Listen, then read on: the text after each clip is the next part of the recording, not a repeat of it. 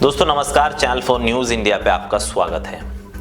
दोस्तों दिल्ली में सर्दी तो कड़ाके की पड़ रही है, लेकिन कह सकते हैं कि राजनीतिक पारा पूरी तरीके से हाई है और दिल्ली के सियासी गलियारों में राजनीतिक माहौल गर्म है। डॉक्टर ऑर्थो, अब दर्द भी घुटने टेकेगा। Arvind Kejriwal back to back नई स्कीमों का ऐलान कर रहे हैं। कह सकते हैं कि सामने वाले विरोधियों को जैसे मैच में कोई खिलाड़ी पूरी तरीके से पस्त कर देता है, वैसे अरविंद केजरीवाल ने अपने सामने वाले विपक्ष को पूरी तरीके से उनके छक्के छुड़ा रखे हैं। महिला सम्मान योजना से लेके संजीवनी स्कीम बुजुर्गों के लिए, फ्री बिजली पानी से लेके महिलाओं को 2100 रुपए देने के वादे के साथ साथ अब केजरीवाल ने मंदिरों में पुजारियों के लिए भी बड़ा ऐलान कर दिया है। केजरीवाल ने मंदिर के पुजारियों के लिए नई स्कीम का ऐलान कर दिया और उन्होंने कहा कि मंदिर के पुजारियों को 18,000 रुपए वो देंगे। कह सकते हैं कि ये अरविंद केजरीवाल का मास्टर स्ट्रोक बताया जा रहा है दिल्ली विधानसभा चुनाव को लेकर। तो वहीं अब केजरीवाल के इस ऐलान के बाद बीजेपी पूरी तरीके से एक्शन मोड में आ गई है। बीजेपी ने पोस्टर वॉर के जरिए अरविंद केजरीवाल पर निशाना साधा और कहा कि चुनाव के समय आते ही अरविंद केजरीवाल पुजारी क्यों बन जाते हैं। वहीं बीजेपी के पोस्टर वॉर के जवाब में अरविंद केजरीवाल ने भी पोस्टर वॉर जारी किया। उन्होंने कहा कि अगर आप में हिम्मत है, चैलेंज है, मैं आपको ओपन चैलेंज करता हूं, आप भी अपने राज्यों में जहां पे आपकी सरकार है, आप वहां पर इस स्कीम को लागू करें और मंदिर के पुजारियों को योजना का लाभ दें।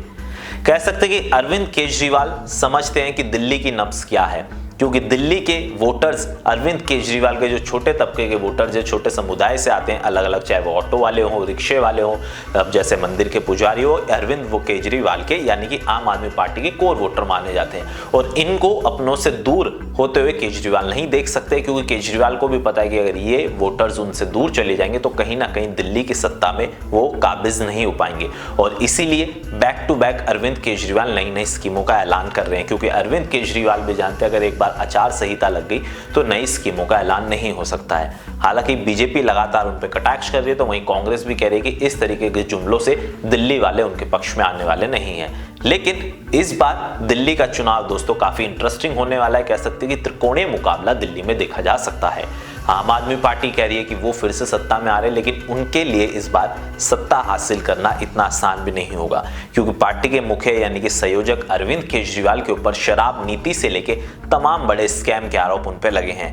100 करोड़ रुपए का घोटाला अरविंद केजरीवाल के ऊपर लगा और बीजेपी कह रही कि वो इस मामले में अभी दोषी साबित नहीं हुए, लेकिन कोर्ट ने उनको बरी भी नहीं किया है। फिलहाल वो जमानत पे है, लेकिन कह सकते हैं कि यमुना का मुद्दा भी केजरीवाल का पीछा नहीं छोड़ रहा है। खुद केजरीवाल ने एक निजी टीवी चैनल के इंटरव्यू में कहा कि हाँ, उनसे गलती हुई है, वो 5 साल में यमुना को साफ नहीं कर पाए, लेकिन अब वो कह रहे हैं कि यमुना साफ हो जाएगी। लेकिन कहीं ऐसा ना हो कि चुनाव की तारीखों का तो देखो दोस्तों भी ऐलान हुआ नहीं है। चुनाव आयोग पूरी समीक्षा कर रहा है और तय माना जा रहा है दिल्ली में 10 जनवरी के बाद विधानसभा चुनाव की तारीखों का ऐलान हो सकता है। लेकिन कह सकते हैं कि अरविंद केजरीवाल के सामने चुनौतियां तो गई है, कहीं ना कहीं इस बार बीजेपी बाजी मार सकती है, लेकिन अभी तक पार्टी ने अपने कोई भी प्रत्याशियों का ऐलान नहीं किया है। तो यहाँ पे अरविंद केजरीवाल फुल कॉन्फिडेंस में नजर आ रहे, क्योंकि 70 उम्मीदवारों का ऐलान वो कर चुके हैं और खुद नई दिल्ली विधानसभा सीट से ताल ठोक रहे हैं। वीडियो पसंद आया तो चैनल को सब्सक्राइब करें, बेल आइकन दबाना ना भूलें। डॉक्टर ऑर्थो, अब दर्द भी घुटने टेकेगा।